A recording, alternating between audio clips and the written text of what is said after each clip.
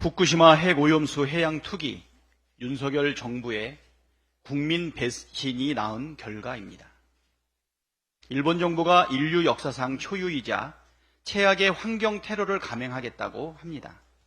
당장 내일부터 수십 년간 후쿠시마 원전 핵오염수를 해양 투기하겠다고 합니다. 2차 세계대전으로 인류에 큰 피해를 안긴 전범국이 또다시 인류를 위험에 빠뜨리는 행위를 자행하고 있습니다. 이렇게 무책임하고 이렇게 뻔뻔해도 되는 것입니까?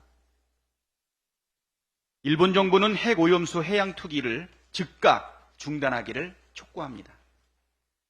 어민들의 반대에도 일본 정부가 해양 투기를 강행하는 데에는 윤석열 정부의 암묵적 동의가 크게 자리하고 있습니다. 윤석열 정부는 핵오염수 해양 투기 공범입니다.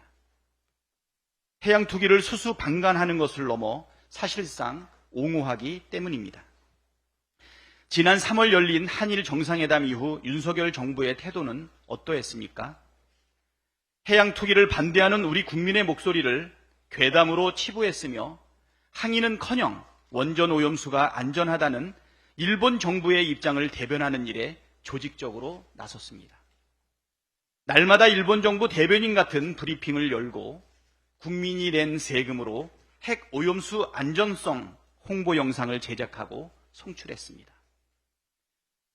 그러고선 일본이 해양 투기를 결정하자 기다렸다는 듯이 브리핑을 열고 아무 문제가 없다고 맞장구 쳤습니다. 대한민국의 국민의 건강과 안전보다 일본의 국익을 우선한 명백한 국민 배신 행각입니다. 윤석열 정부는 우리 국민이 죽어나갈 때는 무대책, 무능력, 무책임으로 일관하더니 일본 정부 편들기에는 혼신의 힘을 다하고 있습니다. 윤석열 정부가 일본 정부 편드는 것만큼만 열심히 준비했어도 이태원 참사 벌어지지 않았을 것이고 오송 참사 또한 없었을 것이며 잼버리 대회 또한 망하지 않았을 것이다 라는 생각들이 있습니다. 국힘당도 일심동체가 되어 국민 배신에 앞장섰습니다. 오염수를 처리수라 불러야 한다고 강변하고 수산물 시장을 찾아 수돗물을 벌컥벌컥 마시는 쇼까지 벌이고 해양 투기를 정당화한 사실을 우리 국민은 똑똑히 기억하고 있습니다. 국민의 건강과 안전을 포기하고 국민을 배신한 윤석열 정부와 국힘당은 역사와 국민으로부터 준엄한 심판을 받을 것입니다.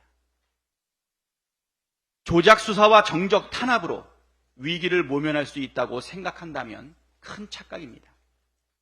검찰이 이재명 대표를 쌍방울 그룹 대북송금 대납 의혹 사건의 피의자 신분으로 정식 입건했습니다.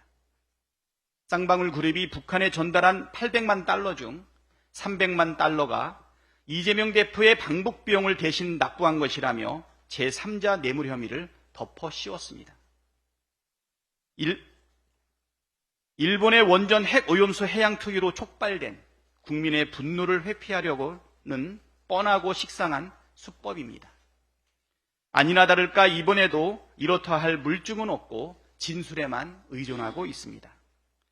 쌍방울 김성태 전 회장은 800만 달러를 북한에 줬는데도 불구하고 10년 이하 징역에 처하는 국가보안법 위반 혐의는 쏙 빼고 1년 이하 또는 1억 원 이하의 벌금형에 해당하는 외국한 거래법 위반으로 기소했습니다. 구속 영장에 있던 남북교류협력법 위반 혐의도 기소할 때는 쏙 빠졌습니다. 누가 봐도 명백한 봐주기 쇼 아닙니까?